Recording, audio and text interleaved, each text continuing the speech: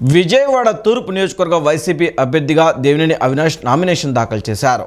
వేలాది మంది కార్యకర్తలతో కలిసి రామలింగేశ్వర నగర్ కట్ట దగ్గర నుంచి కృష్ణలంక డీసీఎం గ్రాండ్ వరకు ర్యాలీ కొనసాగింది.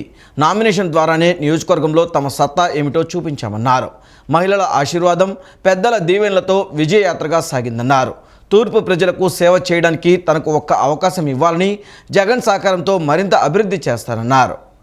విజయవాడ తూర్పు నియోజకవర్గ వైసీపీ అభ్యర్థిగా దేవినేని అవినాష్ నామినేషన్ దాఖలు చేశారు. నామినేషన్కు ముందు రామలింగేశ్వర్ నగర్ కట్ట దగ్గర నుంచి కృష్ణలంక డీసీఎం గ్రాండ్ వరకు భారీ ప్రదర్శన నిర్వహించారు. ర్యాలీలో మేయర్ రాయన భాగ్యలక్ష్మి, డిప్యూటీ మేయర్ బెల్లం దుర్గ, కేసినేని శ్వేత, వైసీపీ కార్పొరేటర్లు, మాజీ కార్పొరేటర్లు, నాయకులు, కార్యకర్తలు, పార్టీ అభిమానులు భారీగా తరలివచ్చారు. డప్పు వాయిద్యాలు, వివిధ కళాకారుల ప్రదర్శనలతో ర్యాలీ ఉత్సాహభరితంగా సాగింది.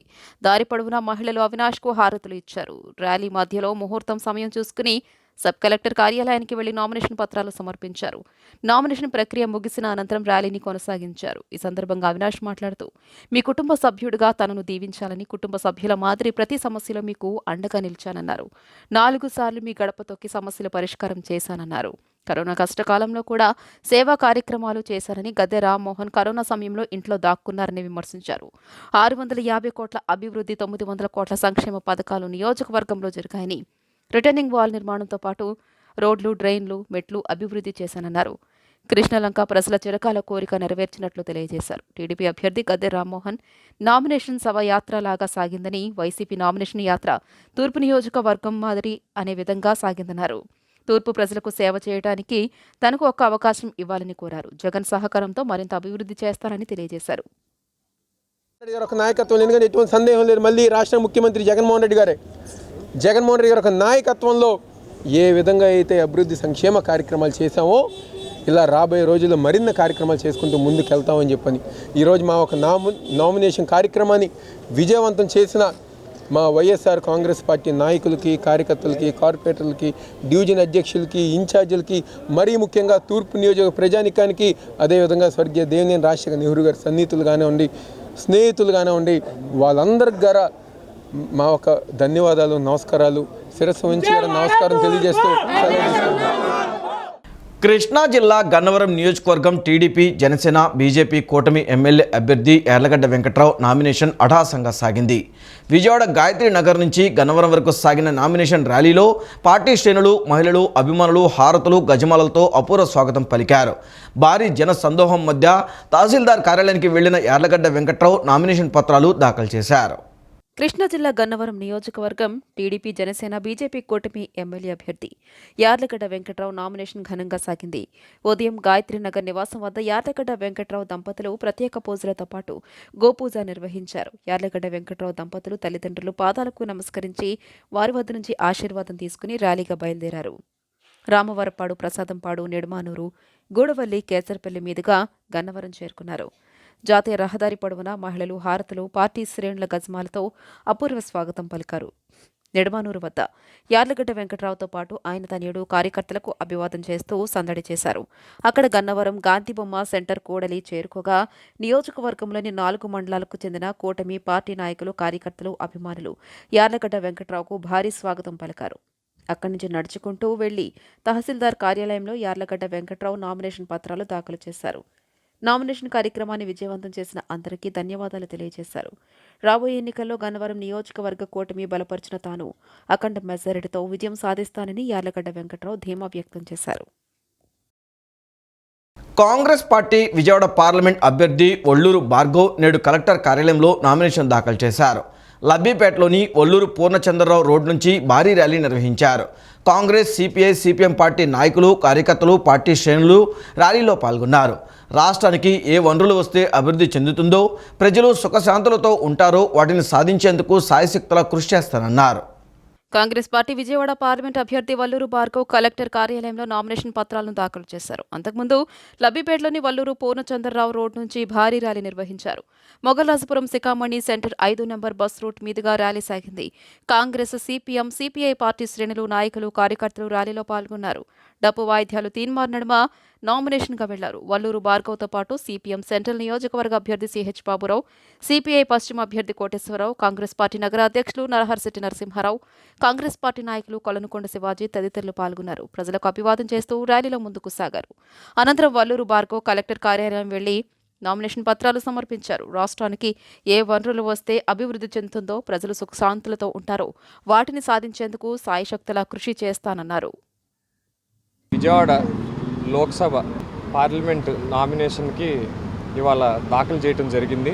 నేను యువకుడుగా యాజ్ ఎ సిటిజన్గా ముఖ్యం మా ఆంధ్రప్రదేశ్కి ఏ వనరులు అయితే వస్తే మన రాష్ట్రం సుఖశాంతులతో బాగుంటుందో, ఆనందంగా ఉంటుందో దానికి నేను నా సర్వశక్తుల ఎంతమందిని కలుపుకొని వెళ్ళాలో అందరినీ కలుపుకొని ముందుకెళ్తానండి. ఒక ఇండియా కూటమి మన రాహుల్ గాంధీ గారు, మా పిసిసి చీఫ్ షర్మిల గారు పూర్తిగా తీసుకొని ముందుకెళ్ళి కష్టపడతానైతే నేను మనస్ఫూర్తిగా చెప్పగలుగుతాను.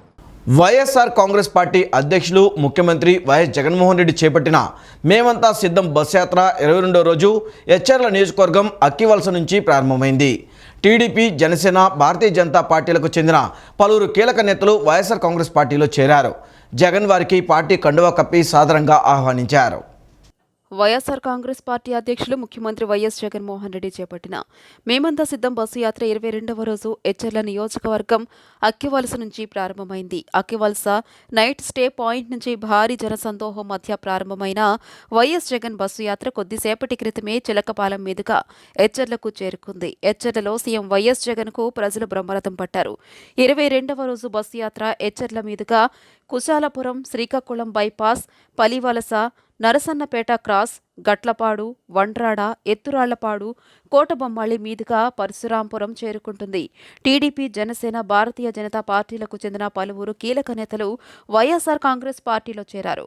శ్రీకాకుళం జిల్లా ఎచ్చెర్ల నియోజకవర్గం అక్కివలస నైట్ స్టే పాయింట్ వద్ద వైఎస్ఆర్సీపీ అధ్యక్షులు ముఖ్యమంత్రి వైఎస్ జగన్ సమక్షంలో టీడీపీ, జనసేన, బీజేపీ నేతలు వైఎస్ఆర్సీపీలో చేరారు.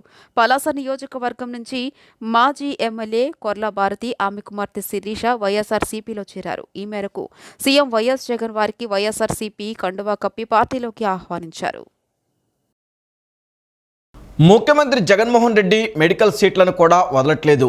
కేటగిరీల వారీగా విభజించి పేద విద్యార్థులకు వైద్య విద్యను దూరం చేసి సీట్లు అమ్ముకున్నారని మంగళగిరి ఎమ్మెల్యే అభ్యర్థి యువనేత నారా లోకేష్ దుయ్యబట్టారు. దేశ చరిత్రలో అభివృద్ధిని అడ్డుకున్న ఏకైక ముఖ్యమంత్రి జగన్ మాత్రమేనని విమర్శించారు. వైసీపీ అధికారంలోకి వచ్చాక రాష్ట్రంలో దళితులపై దాడులు పెరిగిపోయాయని వెల్లడించారు. ఎన్నికల ప్రచారంలో భాగంగా మంగళగిరి కొండపనేని టౌన్షిప్ వాసులతో యువనేత లోకేష్ సమావేశమయ్యారు. ఈ సందర్భంగా లోకేష్ మాట్లాడుతూ జగన్ తీసుకొచ్చిన మెడికల్ సీట్లు అమ్ముకునే విధానానికి స్వస్తి పలికి ప్రతిభ కలిగిన పేద విద్యార్థులకు వైద్య విద్యను అందుబాటులోకి తెస్తాం. జగన్ అధికారంలోకి వచ్చాక ఆరోగ్యశ్రీని అనారోగ్యశ్రీగా మార్చేశారని దుయ్యబట్టారు. ఆరోగ్యశ్రీ కింద 1200 కోట్ల రూపాయల బకాయిలు పెట్టడంతో ప్రైవేట్ ఆసుపత్రుల్లో ఎక్కడా ఈ పథకం కింద వైద్యం అందించడం లేదన్నారు. ప్రజాప్రభుత్వం అధికారంలోకి వచ్చాక ఆరోగ్యశ్రీని ప్రక్షాళన చేసి పేదలకు మెరుగైన వైద్యం అందజేస్తామన్నారు. దళితులకు గత ప్రభుత్వం అమలు చేసిన 27 సంక్షేమ పథకాలను జగన్ రద్దు చేశారని అన్నారు. ప్రజాప్రభుత్వం అధికారంలోకి వచ్చాక వైసీపీ ప్రభుత్వం రద్దు చేసిన ఎస్సీ సంక్షేమ పథకాలన్నింటినీ పునరుద్ధరిస్తామని చెప్పారు.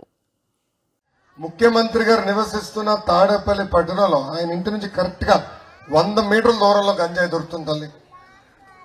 ఈ గంజాయి అన్నిటికీ కారణం ఒక వ్యక్తి, దయచేసి పేరు గుర్తుపెట్టుకోండి, అనంతబాబు. తూర్పు గోదావరి జిల్లాకి చెందిన ఈ మహానుభావుడు ఒక యదవ. అనంతబాబు ఎంత ఎదవ అంటే అతని దళిత డ్రైవర్ సుబ్రహ్మణ్యాన్ని అతి కిరాతకంగా కొట్టి చంపేసి శవాన్ని డోర్ డెలివరీ చేశాడు. శవాన్ని డోర్ డెలివరీ చేశాడు. అనంతబాబుకి ముఖ్యమంత్రి గారు ఇచ్చిన కానుక ఏంటో తెలుసా? ఎమ్మెల్సీ పదవి. మీటింగ్ పెట్టుకుంటే ఇట్లా పక్కన కూర్చోబెట్టించుకుంటాడు అనంతబాబుని ముఖ్యమంత్రి గారు. ఎంత అన్యాయమో చూడండి. అమ్మా, నేను హామీ ఇచ్చా, మన ప్రభుత్వ అధికారులకు వచ్చిన మొదటి 100 రోజుల్లో గంజాయికి ఫుల్ స్టాప్ పెట్టే బాధ్యత మీ లోకేష్ తీసుకుంటాడు. అమ్మా, నేను గంజాయి పైన యుద్ధం ప్రకటించేదండి.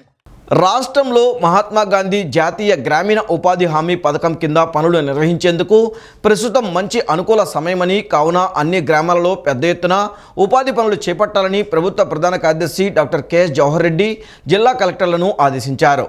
ఉపాధి హామీ పనులను చేసిన కూలీలకు సకాలంలో సొమ్ము చెల్లించండని, సమ్మర్ స్టోరేజ్ ట్యాంకులను త్వరితగతిన నీటితో నింపాలని ఆదేశాలు జారీ చేశారు. రాష్ట్రంలో తాగునీరు, ఉపాధి హామీ పనులు, నీటి సరఫరా, విద్యుత్ సరఫరా పరిస్థితులపై విజయవాడలోని సీఎస్ క్యాంపు కార్యాలయం నుండి ఆయన జిల్లా కలెక్టర్లతో వీడియో సమావేశం నిర్వహించారు. ఈ సందర్భంగా సీఎస్ మాట్లాడుతూ అన్ని గ్రామాల్లోనూ పెద్ద ఎత్తున ఉపాధి హామీ పనులు చేపట్టాలని అన్నారు. అలాగే ఉపాధి పనులు నిర్వహించిన కూలీలకు సకాలంలో కూలీ సొమ్ము చెల్లించాలని చెప్పారు. తాగునీటి పరిస్థితులపై సీఎస్ సమీక్షిస్తూ ప్రకాశం బ్యారేజీ నుండి మరియు నాగార్జున సాగర్ కుడి ప్రధాన కాలువ ద్వారా విడుదల చేసిన నీటితో సకాలంలో సమ్మర్ స్టోరేజీ ట్యాంకులను నింపాలని సంబంధిత జిల్లాల కలెక్టర్లను సీఎస్ జవహర్ రెడ్డి ఆదేశించారు. అదేవిధంగా గ్రామీణ, పట్టణ ప్రాంతాల్లో తాగునీటి ఎద్దడి గల ఆవాసాలు, కాలనీలకు ట్యాంకుల ద్వారా మంచినీటిని సరఫరా చేసే ప్రక్రియను నిరంతరం పర్యవేక్షించాలని ఆదేశించారు.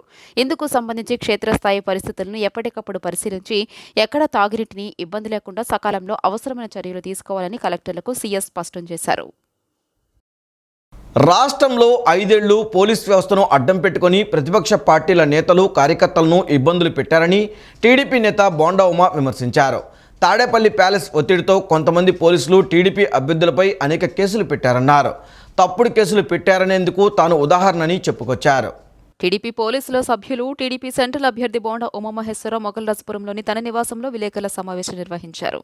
సమావేశంలో ఆయన మాట్లాడుతూ చంద్రబాబు, పవన్ కళ్యాణ్ వంటి నాయకులను పోలీసులు వేధించారన్నారు. ఎన్నికల షెడ్యూల్ వచ్చాక నామినేషన్లు వేశాక కూడా పోలీసులు అరాచకం ఆగలేదన్నారు. వెల్లంపల్లి పోస్టులు వేపించారని, స్వామి భక్తి చూపుతున్నారని, మమ్మల్ని అన్యాయంగా ఇబ్బందులు పెడుతున్నారన్నారు. మా వాళ్ళు ఎక్కడైనా కనిపిస్తే తప్పుడు కేసులు పెడుతున్నారని, పోటీలో ఉన్న తాను ప్రచారానికి అనుమతి ఇవ్వాలని అర్జీ పెట్టనని, ఏసీపీ, సీఐలు అనుమతి రిజెక్ట్ చేస్తున్నట్లు ఆర్ఓకి చెప్పారన్నారు. నేను స్వేచ్ఛగా ప్రచారం చేసుకునే వీలు లేకుండా చేశారన్నారు. అడిగితే పనికి మాలిన కారణాలు, ఆంక్షలు పెడుతున్నారని మండిపడ్డారు.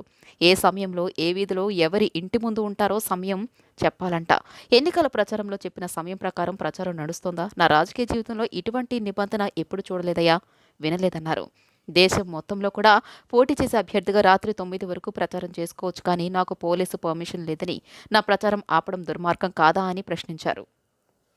ఎన్నికల కమిషన్ కంట్రోల్లో, ఎన్నికల కమిషన్ నిబంధనల ప్రకారం ప్రజాస్వామ్య బద్ధకంగా మేము పోటీ చేస్తున్నాము. పోటీ చేస్తున్నటువంటి వాళ్ళకి ఎన్నికల నియమావళి వర్తిస్తుంది. ఉద్యోగస్తులకు కూడా ఎన్నికల నియమావళి వర్తిస్తుంది. దయచేసి వైసీపీ కండువాలు కప్పుకొని పనిచేస్తున్న కొంతమంది పోలీస్ అధికారులకి ఈ మినిమము పరిజ్ఞానంతో పనిచేయండి. లేకపోతే మీరు కూడా విధుల నుంచి తప్పించబడతారు. ఎవరిని మా జోలికి వస్తే ఊరుకునే ప్రసక్తి లేదు. ఇంకా సెంట్రల్ నియోజకవర్గంలో ఒక ఏసీపీ, ఒక సిఐ తనకి పోస్టింగ్ ఏమిచ్చాడనే కృతజ్ఞతతో వైసీపీ అభ్యర్థికి అనుకూలంగా తప్పుడు నిర్ణయాలు తీసుకొని తెలుగుదేశం పార్టీ నాయకుల్ని, పోటీ చేస్తున్న అభ్యర్థి అయిన నన్ను ఇబ్బంది పెడుతున్నారు. దానికి పర్మిషన్ ఇవ్వమని పెడితే, నామినేషన్ వేసిన తర్వాత ప్రచారానికి అనుమతి ఇవ్వమని పెడితే, ఈ ఇద్దరు పోలీసు మహాశైలు, నార్త్ ఏసీపీ, నున్న సిఐ ఇద్దరు కూడా పోలీసు అనుమతిని రిజెక్ట్ చేస్తున్నామని చెప్పి ఆర్ఓకి చెప్పారు. ఈ నెల 25న గన్నవరం అభ్యర్థిగా తాను నామినేషన్ వేస్తున్నట్లు వల్లభనేని వంశీ పేర్కొన్నారు. పేదవారికి విద్య, వైద్యం మొదలగు సదుపాయాలు కల్పించడానికి ప్రభుత్వాలు ముందుకు రావాలన్నారు. సీఎం జగన్మోహన్ రెడ్డి గడిచిన 5 సంవత్సరాలలో పేద, బడుగు, బీసీ వర్గాల ప్రజలకు మేలు చేశారని కొనియాడారు. ఎన్నికల ప్రచారంలో భాగంగా వైసీపీ ఎమ్మెల్యే అభ్యర్థి వల్లభనేని వంశీ గన్నవరం ఎస్సీ కాలనీలో పర్యటించారు. గడప గడపకు వెళ్లి ఓట్లను అభ్యర్థించారు. వంశీకి స్థానిక ప్రజలు అపూర్వ స్వాగతం పలికారు. ప్రచారంలో భాగంగా ఆయన మీడియాతో మాట్లాడుతూ గతంలో తాను తెలుగుదేశం పార్టీలో 3 సార్లు పోటీ చేయడం జరిగిందని, విజయవాడలో ఎంపీకి 1 సారి, గన్నవరం నియోజకవర్గంలో ఎమ్మెల్యేగా 2 సార్లు పోటీ చేశానని గుర్తు చేశారు. ఈసారి జగన్మోహన్ రెడ్డి నాయకత్వంలో గన్నవరం నియోజకవర్గంలో వైఎస్ఆర్సీపీ తరపు నుండి ఎమ్మెల్యే అభ్యర్థిగా పోటీ చేస్తున్నట్లు పేర్కొన్నారు. ఈ నెల 25న నామినేషన్ వేస్తున్నట్లు తెలియజేశారు. తాను 2 ప్రభుత్వాల్లో చంద్రబాబు నాయుడు కింద, జగన్మోహన్ రెడ్డి కింద పనిచేశానని, తెలుగుదేశంలో చంద్రబాబు నాయుడు దగ్గర పనిచేసినప్పుడు ఆంధ్రప్రదేశ్ హ్యాపీ సండే అని ప్రజలకు పనికిరాని పబ్లిసిటీ పథకాలు పెట్టాడని విమర్శించారు. గ్లోబలైజేషన్, ఎకనామిక్ రిఫార్మినేషన్ తర్వాత పేదలకు ధనికులకు మధ్య తేడా మరింత పెరుగుతోందన్నారు. ధనికులు మరింత ధనవంతులుగా, పేదవారు మరింత పేదవారుగా మారే పరిస్థితులు వచ్చాయన్నారు. పేదవారికి విద్య, వైద్యం మొదలగు సదుపాయాలు కల్పించడానికి ప్రభుత్వాలు ముందుకు రావాలన్నారు. సీఎం జగన్మోహన్ రెడ్డి గడిచిన 5 సంవత్సరాల్లో పేద, బడుగు, బీసీ వర్గాల ప్రజలకు మేలు చేశారని కొనియాడారు. ఆయన ఎన్నికలకు ముందు ఏం చెప్పారో అవన్నీ కూడా చేశారు. 100% ఆయన హామీలు నెరవేర్చారు. పేద ప్రజలందరి జీవితాల్లో ఎంతో కొంత వెలుగు తెచ్చారు. పాఠశాలలో విద్య కానీ, లేకపోతే వైద్యం కానీ, ఆరోగ్యశ్రీ లిమిట్ పెంచడం కానీ, సోషల్ ఎంపవర్మెంట్ కానీ, ఎకనామిక్ ఎంపవర్మెంట్ కానీ ఆ రకం. కాబట్టి పల్లె ప్రాంతాల్లో పేదవాళ్ళలో చాలా సంతోషంగా ఉన్నారు ప్రభుత్వం పట్ల. విచిత్రమైన పరిస్థితి ఏంటంటే కడుపు నిండినాడికి కడుపు మండినాడికి గొడవ ఇది. అంటే కడుపు నిండినాడికి తాపీగా కూర్చొని ఏసీలో కూర్చొని టీవీ చూసి ఇవన్నీ కూడా వృధా అని తిడతా ఉంటాడు. పాపం ఆకలితో ఉన్నవాళ్ళు, పిల్లలు చదివించుకోవాలనుకునే వాళ్ళు, వైద్యం చేయించుకోవాలనుకునే వాళ్ళు, వాళ్ళందరికీ కూడా ఇటువంటి ప్రభుత్వం. కాబట్టి ఈ ప్రభుత్వం పేద ప్రజల ప్రభుత్వం. ఇటువంటి ప్రభుత్వం ఉంటేనే పేద ప్రజలు సంతోషంగా ఎటువంటి అప్పుల పాలు కాకుండా మానవ వనరులు అభివృద్ధి చెందుతాయి. కాబట్టి రాష్ట్రంలో మహిళలకు జరుగుతున్న అన్యాయంతో పోల్చితే బొటనవేలు కోసుకున్న బాధ పెద్దది కాదని బాధితురాలు కోపూరి లక్ష్మి ఆవేదన వ్యక్తం చేశారు. గుంటూరు స్వర్ణభారతి నగర్లో వైఎస్ఆర్సీపీ నేతలు మైనర్ పిల్లలను గంజాయికి అలవాటు చేసి వారిని మాదక ద్రవ్యాలకు బానిసలుగా మార్చారని ఆరోపించారు. ఒక దళిత బిడ్డ ఢిల్లీ వెళ్లి బొటనవేలు కోసుకునే దుస్థితి ఎందుకు వచ్చిందో ముఖ్యమంత్రి సమాధానం చెప్పాలని టీడీపీ పొలిట్ బ్యూరో సభ్యులు వర్లారామయ్య డిమాండ్ చేశారు. రాష్ట్రంలో ఆటవిక పాలన సాగుతుందనడానికి లక్ష్మీ ఉదంతమే ఉదాహరణని అన్నారు. కలెక్టర్ గారికి చెప్పింది నో యాక్షన్, ఎస్పీ బంగ్లాకి వెళ్ళింది నాట్ అలౌడ్. ఇంకెక్కడికి వెళ్ళాలో తెలియక ఢిల్లీ వెళ్ళి ఆ పురవేదుల్లో చేయి నరుక్కుంది. ఆటవిక రాజ్యం కాదా మీది జగన్మోహన్ రెడ్డి గారు? ఆటవిక పరిపాలన కాదా మీది జగన్మోహన్ రెడ్డి గారు? దుర్మార్గ పరిపాలన కాదా మీది జగన్మోహన్ రెడ్డి గారు? అందుకే నేనంటున్నాను, అమ్మా మీరు ఆధారపడక్కర్లా, మీరు ఈ రకంగా త్యాగం చేసి కళ్ళు తెరిపించక్కర్లా. రాష్ట్ర ప్రజలందరికీ అర్థమైంది. అసలు నిన్నొక్కటే అడుగుతున్నాను నేను ఈ రోజున పాత్రికేయులు అందరి సమక్షంలో, ఇంతమంది పాత్రికేయులు ఉన్నారు అక్కడ, వీళ్ళ సమక్షంలో అడుగుతున్నా, ఏమిటి నీ బాధ? ఎందుకు నీవు ఢిల్లీ వెళ్ళి చెయ్యి వేలు నరుకోవాల్సిన పరిస్థితి వచ్చింది? చేతికి బొటన్ వేలు లేకపోతే గ్రిప్ ఉండదు అక్కడ. ఈ 4 ఏళ్ళతో మనం పట్టుకోలేము. బొటన్ వేలు చాలా అవసరం. అందుకే ఆనాడు దుర్మార్గపు ద్రోణాచార్యుడు ఏకలవ్యుడు బొటన్ వేలు తీసుకున్నాడు బాణాలు లేకుండా ఉండటం కోసం. మేమే బలిపశువులు. అప్పుడు కూడా పురాణాల్లో కూడా దళితుడే బలిపశువు, ఇక్కడ కూడా దళితురాలే బలిపశువు. వైసీపీ వాళ్ళు మేము చేసే పరిస్థితిలో లేము అనే పరిస్థితికి అధికారులు వచ్చారు. వాళ్ళు ఎస్పీలవని, డిఎస్పీలవని, పోలీసులవని అదే పరిస్థితి. మరి చిన్నపిల్లలు గంజాయికి అలవాటు పడిపోతున్నారండి. మరి వాటి సంగతి ఏంటంటే వాళ్ళు ఎవరు అమ్ముతున్నారో చెప్పండి అమ్మా, వాళ్ళని మీరు చూపిస్తే మేము పట్టుకుంటాం. మేము చూపిస్తే పట్టుకునే పని అయితే పోలీసు వ్యవస్థ ఎందుకు? వాళ్ళు పట్టుకోవాలి కదా. సరే కొంచెం గట్టిగా ప్రశ్నించామనుకో, గంజాయి దగ్గర చిన్నపిల్లల్ని ఎఫ్ఐఆర్ కట్టి జైలుకి పంపిస్తారు. ఒక పొలంలో కలుపు మొక్క ఉందంటే ఏం చేయాలి? కలుపు ఏరులతో సహా తీయాలి. తీస్తే పంట సవ్యంగా ఉంటుంది. నువ్వు పైన పిలకలు పట్టుకొని లాగేస్తే మళ్ళీ వేరు బలం అవుతుంది కదా. అలాగే గంజాయి తయారు చేసి గంజాయి అమ్మే వాళ్ళని పట్టుకోకుండా తాగే వాళ్ళని జైల్లో వేస్తుంటే ఎలా మార్పు వస్తుందండి సమాజం? పశ్చిమ నియోజకవర్గంలో వైఎస్ఆర్సీపీదే విజయమని వైఎస్ఆర్సీపీ ఎమ్మెల్యే అభ్యర్థి షేక్ ఆసిఫ్ పేర్కొన్నారు. డబ్బుతో ఎన్నికల్లో గెలవచ్చు అనుకునే కూటమి అభ్యర్థికి ప్రజలు ఓటుతో బుద్ధి చెప్పాలని పిలుపునిచ్చారు. పశ్చిమ నియోజకవర్గం నుండి భారీ మెజార్టీతో గెలిచి సీఎం జగన్మోహన్ రెడ్డికి బహుమతిగా ఇస్తానని వెల్లడించారు. ఎన్నికల ప్రచారంలో భాగంగా మంగళవారం 34వ డివిజన్లో స్థానిక కార్పొరేటర్ రాష్ట్ర ఇండస్ట్రియల్ డెవలప్మెంట్ కార్పొరేషన్ చైర్పర్సన్ బండి నాగేంద్ర పుణ్యశిలతో కలిసి వైసీపీ పశ్చిమ ఎమ్మెల్యే అభ్యర్థి షేక్ ఆసిఫ్ పర్యటించారు. ఇంటింటికి వెళ్లి స్థానికులను ఆప్యాయంగా పలకరించి వారి సమస్యలను అడిగి తెలుసుకుని వాటిని వెంటనే పరిష్కరిస్తామని హామీ ఇచ్చారు. ముఖ్యమంత్రి వైఎస్ జగన్మోహన్ రెడ్డి రాష్ట్రంలో చేపట్టిన సంక్షేమ పథకాలు, అభివృద్ధి గురించి ప్రజలకు వివరించారు. ఈ సందర్భంగా ఆసిఫ్ మాట్లాడుతూ కోట్ల రూపాయలకు పడగలెత్తిన బీజేపీ అభ్యర్థిని పశ్చిమ నియోజకవర్గంలో పోటీలో దించి గెలవాలన్న టీడీపీ, జనసేన పార్టీల ఆశలకు ప్రజలు వచ్చే నెల 13న జరగనున్న సార్వత్రిక ఎన్నికల్లో తమ ఓటుతో బుద్ధి చెబుతారన్నారు. వైఎస్ఆర్సీపీ హ్యాట్రిక్ కొట్టడం ఖాయమని చెప్పారు. జగనన్నకు బహుమతిగా అందిస్తామని, నియోజకవర్గంలోని ప్రజలందరూ ఐక్యంగా అన్నదమ్ముళ్లాగా అక్క చెల్లెమ్ములుగా ఉంటామని ఆసిఫ్ చెప్పారు. టీడీపీ, బీజేపీ, జనసేన పార్టీలు కులాలు, మతాలను విడగొట్టి చేసే రాజకీయాలు పశ్చిమ నియోజకవర్గంలో చెల్లవన్నారు. కొండలు గుట్టలు ఎక్కి ప్రజా సమస్యలు తెలుసుకోలేని నాయకులకు ఇక్కడ స్థానం లేదన్నారు. నియోజకవర్గంలో ఎక్కడ ఏ సమస్య ఉందో తెలియని ఢిల్లీ బాబును ఇక్కడ డంప్ చేసి గెలవాలనుకోవడం ప్రతిపక్ష పార్టీల అవివేకమన్నారు. రాష్ట్ర ఇండస్ట్రియల్ డెవలప్మెంట్ కార్పొరేషన్ చైర్పర్సన్, స్థానిక కార్పొరేటర్ నాగేంద్ర పుణ్యశీల మాట్లాడుతూ ప్రజలు జగనన్న మరి ఈరోజు సుజనా చౌదరి గారు డబ్బుతో ఏదైనా చేసేస్తాను, నాకు బ్యాంకుల్లో దోచుకున్న డబ్బు చాలా ఉంది, ఆ డబ్బుతో నేను ప్రజల్ని పశ్చిమ నియోజకవర్గ ప్రజలందరినీ నేను డబ్బుతో కొనేస్తాను, డబ్బుతో నేను గెలిచేస్తానని చెప్పేసి భ్రమపడుతున్నారు. మానవ మర్యాద కలిగిన వాళ్ళు పశ్చిమ నియోజకవర్గ ప్రజలు, కుల మతాలకు అతీతంగా ఉండే నియోజకవర్గం ఇది. అందరూ అన్నదమ్ముల్లాగా కలిసిమెలిసి ఉంటాం. ఇక్కడ మతోన్మాదులకి చోటు లేదు. అలాగే బీజేపీ కావాలని చెప్పేసి అలజడులు సృష్టించడానికే ఇక్కడ ఈ యొక్క టికెట్ని కేటాయించడం జరిగింది. ముస్లిమ్స్ నిలబడిన చోట ప్రజలు గమనిస్తున్నారు. వాళ్ళకి ఏ విధంగా బుద్ధి చెప్పాలో ఆ విధంగా బుద్ధి చెప్పే దిశగా ముందుకెళ్తారు. లక్ష్యం 175కు 175 సీట్లు అందించేందుకు సిద్ధంగా ఉన్నారన్నారు. పశ్చిమ నియోజకవర్గ సీటును అత్యధిక మెజారిటీతో గెలిచి జగనన్నకు బహుమతిగా అందిస్తామని చెప్పారు. ఇప్పటికే జగనన్న మేమంత సిద్ధం బస్సు యాత్రకు ప్రజలు సముద్రంగా తరలి రావటాన్ని చూసి ప్రతిపక్ష పార్టీలకు చెమటలు పడుతున్నాయన్నారు. ఢిల్లీ నుంచి గల్లీకి వచ్చినటువంటి ఒక పాదచారిగా మాత్రమే చూస్తున్నారు తప్ప ఎక్కడ కంటెస్టెంట్గా మాత్రం చూడట్లేదు. మరి అందుబాటులో ఉండేటటువంటి వ్యక్తిగా ఆసిఫ్ గారికి ఏ గుమ్మల్లో కూడా ప్రతి గుమ్మల్లో కూడా మరి మా ఇంటి వ్యక్తి అన్నట్టుగా ప్రతి ఒక్కళ్ళు కూడా మరి ఆశీర్వదిస్తున్నారు. మరి ఖచ్చితంగా మీరు గెలుస్తారు, మరి పశ్చిమ నియోజక అభివృద్ధికి మీరు కృషి చేయాలని ప్రతి ఒక్కళ్ళు కూడా అభినందనలు తెలియజేయడం జరుగుతూ ఉంది. మరి ఇదే విధంగా మరి తెలుగుదేశం పార్టీ విష కూటమి ఏదైతే ఉందో మరి ఖచ్చితంగా ప్రజలు బుద్ధి చెప్పబోయే రోజులు దగ్గరలోనే ఉన్నాయని చెప్పని తెలుసుకుని ముందుకు సాగాలని చెప్పని తెలియజేస్తాం. కానూరు గ్రామంలో వేంచేసి ఉన్న గంగా పార్వతీ సమేత రామలింగేశ్వర స్వామి వార్షిక బ్రహ్మోత్సవాలు కన్నుల పండుగగా జరిగాయి. ఉత్సవాలలో భాగంగా నిన్న సాయంత్రం నేరేళ్ల జ్ఞాన వెంకట సత్యనారాయణ దంపతుల ఆధ్వర్యంలో స్వామివారి శాంతి కళ్యాణం వైభవంగా జరిపించారు. ప్రదోష కాలంలో స్వామివారి కళ్యాణ తంతును అర్చకులు శాశ్వతంగా నిర్వహించారు.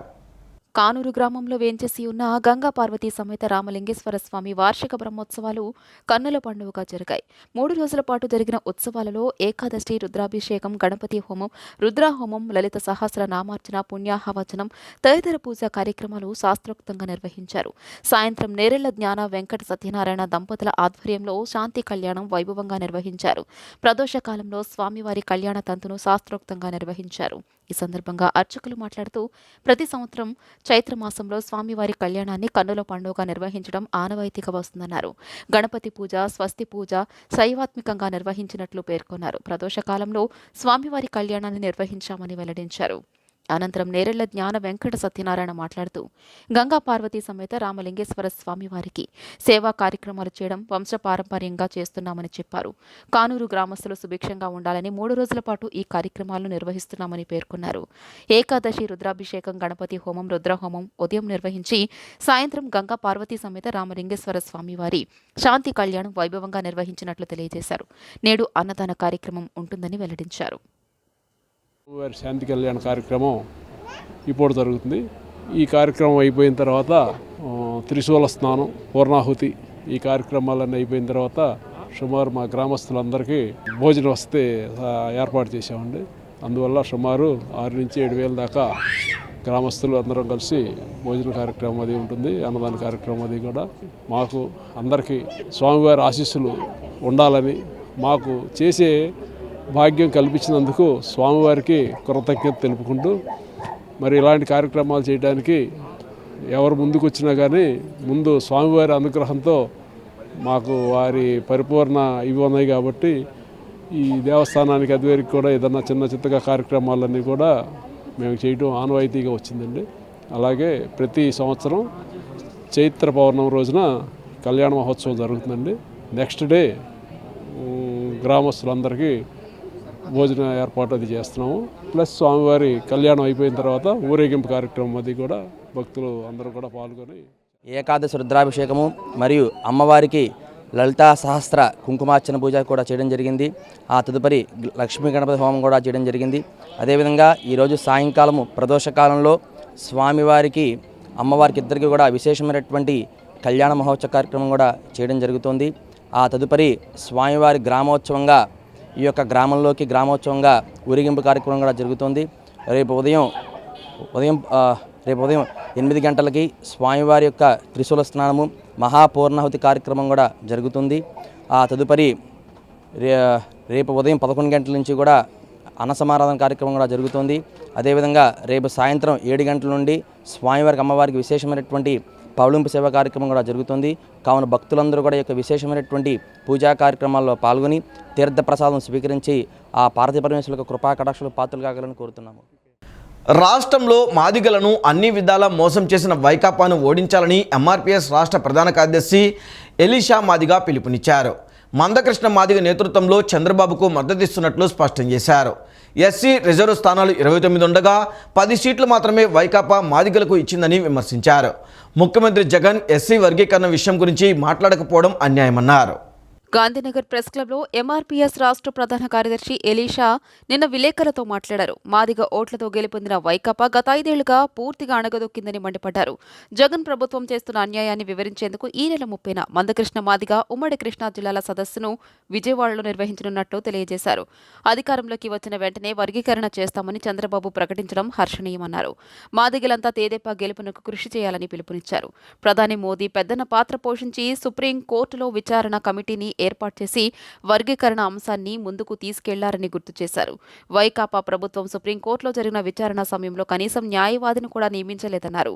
మానల కోసమే పనిచేసిన ముఖ్యమంత్రి జగన్ను ఎన్నికల్లో ఓడించడమే తమ లక్ష్యమన్నారు.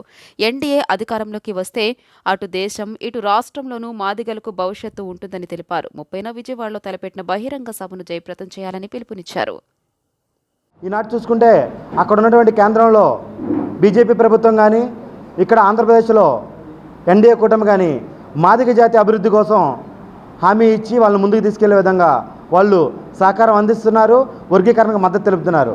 కాబట్టి శ్రీ మందకృష్ణ మాదిగ గారి నాయకత్వంలో ఆంధ్రప్రదేశ్లో ఉన్నటువంటి ఎంఆర్పీఎస్ నాయకత్వం మొత్తం కూడా ప్రచార కమిటీలు వేసుకొని ఎన్డీఏ కూటమిని గెలిపించే విధంగా మేమందరం కూడా అహర్నిశలు పనిచేస్తామని, జగన్ ప్రభుత్వాన్ని జగన్ మాదిగలు చేస్తున్న ద్రోహాన్ని మేము ప్రతి గడపకి ప్రతి మాదిగలకి మేము వివరించి ఆయన మాదిగలకి చేస్తున్నటువంటి ద్రోహాన్ని వివరించి ఎన్డీఏ కూటమిని గెలిపించే విధంగా మేము అహర్నిశలు పనిచేస్తామని శ్రీ మందకృష్ణ మాదిగ గారి నాయకత్వంలో మీ అందరికీ సామాజిక ఉద్యమ నమస్కారాలు తెలియజేసుకుంటూ వేలాది మందితో ర్యాలీ చేసి ఒక సభ నిర్వహించి జగన్మోహన్ రెడ్డి పతనానికి నాంది పలకపోతున్నామని చెప్పేసి కూడా తెలియజేస్తూ ఉన్నాం.